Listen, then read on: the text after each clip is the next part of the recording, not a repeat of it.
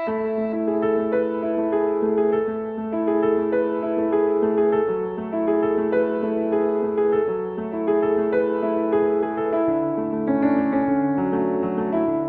xi differenza bejn kelma ta' Alla, Bibbja, Skrittura, Kodba Mqazza?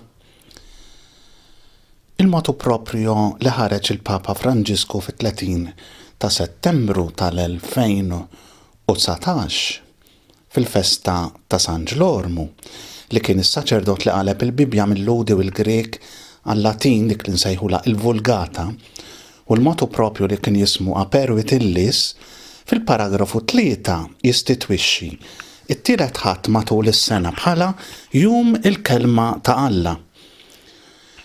Aħna normalment imdorrijin b'jum il-Bibbja f'Ottubru jew inkella Novembru. Allura nistaqsu, hemm differenza bejn il-kelma ta' Alla, il-Bibbja, l-Iskrittura u l-Kodba Mqazza?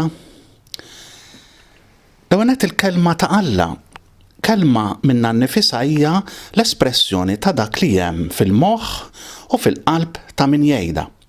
F'dan il-każ ta' Alla lill-ħolqien tiegħu.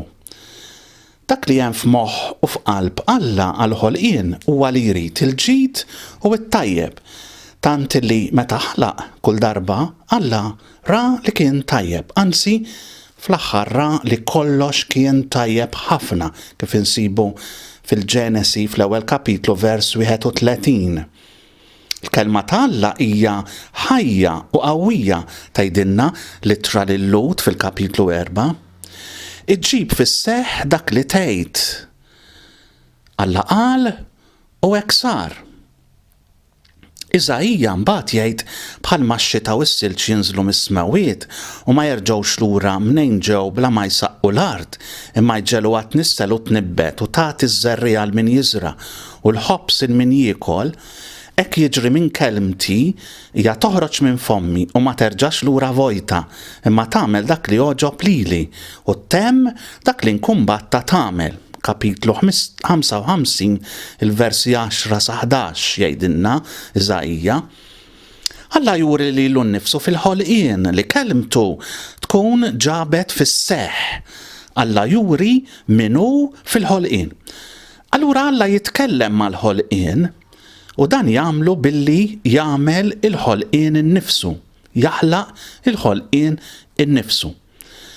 Il-ħolqien innifsu huwa mod kif Alla jitkellem u juri lilu nnifsu. Alla għandu f'qalbu u jrid l-ordni għal u fil-ħolqien tiegħu stess. Allura Alla ħaraq fl-ordni l-ekoloġija, fl-ekosistema wera kif irid dipendenza ta' ħolqien fuq ieħor u kull ħolqien għandu bżonn il-bqija. Imbagħad fis-sinjali u l-ġesti profetiċi tal-profeti infushom Alla wkoll juri xirid. ċerti sinjali, pereżempju tal-profeti, għalkemm huma sinjali konkreti profani ta' eżilju. Pereżempju Ġeremija jgħid u reġgħet ġietni l-kelma tal-mulej u qalli x'inti tara u jiena weġibt qiegħed nara borma tali u d-dera tagħha min-naħa ta' tramuntana. U l-mulej weġibni mit-tramuntana tfur il-ħsara fuq dawk kollha li jagħmru f'din l-art. U allura f'din il-profezija, f'dak il-ġest tal-profeta, Alla qiegħed ikellem il-poplu tiegħu. Il-profeta Eżekiel mbagħad fil-kapitlu 12 jgħidilna jien għamilt kif ordna lil-mulej u binar ħejjejt il-meħtieġ tiegħi. Qisu l-meħtieġ ta' min sejjer fl-eżilju. U x'kien dan dawn il-ġesti ta' min sejjer fl-eżilju. Ikompli jgħidilna fil-għaxija ħaffir toqba fil-ħajt bidi stess u mbagħad ħriġt qudiemhom fid-dlam bis-sorra fuq spallejja. U allura ta' eżilju, kelma ta' mewt, pereżempju f'Eżekiel, insibu il-ġest profetiku fil-għodu mort inkellem lill-poplu u fil-għaxija mitet li marti. Jew inkella kelma ta' twelid, Iżajja fil-kapitlu 7 jgħidilna għalhekk is-sinjal jagħtihulkom Sidi stess, saraw, ix-xebba titqal u tilet iben u semmih Immanuel.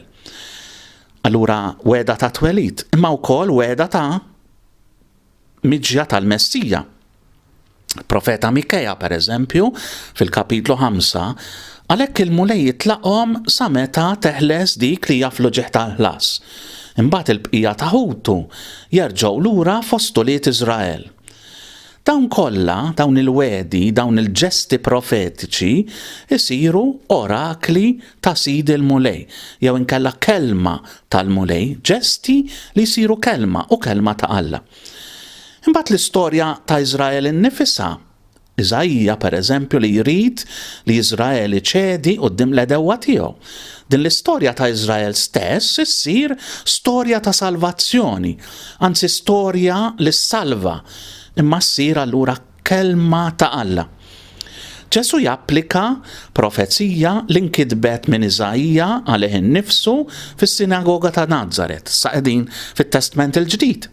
Fit-triq ta' Emmaus Ġesu japplika għalih innifsu dak li kitbu Mosè u l-profeti fuq il-Messija u interpreta dak li kien hemm fl-Iskrittura l-Udija kif kien qisu miktub dwaru jew għalih.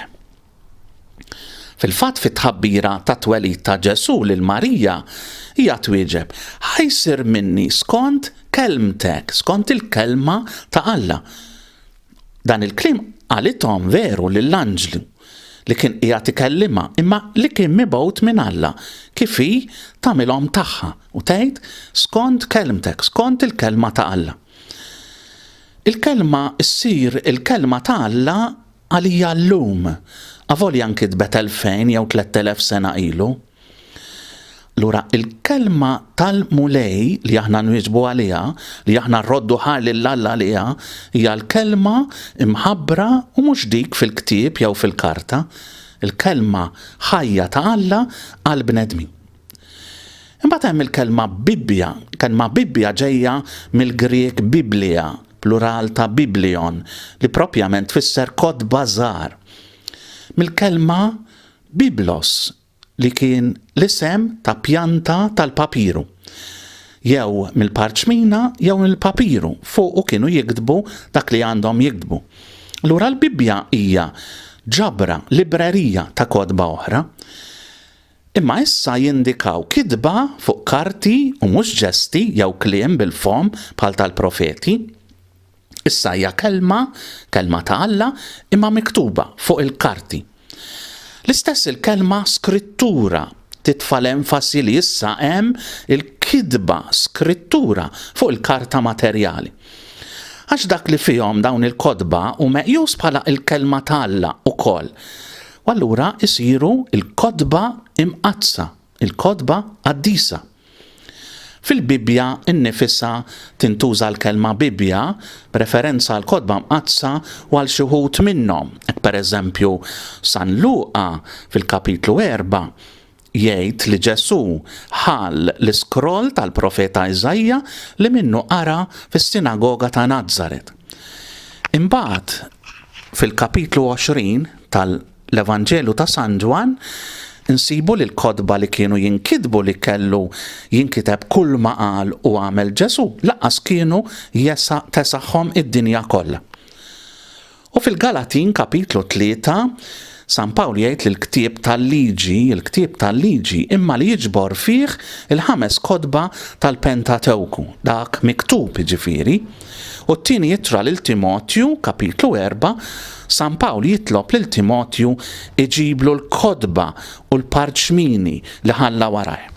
Mill-kelma tal-Alla ħajja, kelma li tista' tiġi murija fil-ġesti tal-profeti jew inkella f'sinjali oħra fl-istorja tas-salvazzjoni ta' Iżrael, issir kelba miktuba mill-bnedmin fuq il-parċmina, fuq l-iskroll, fuq il-kodba. Dawk isiru l-iskrittura, isiru il-Bibbja, isiru il-kodba qaddisa, l-kodba imqazza.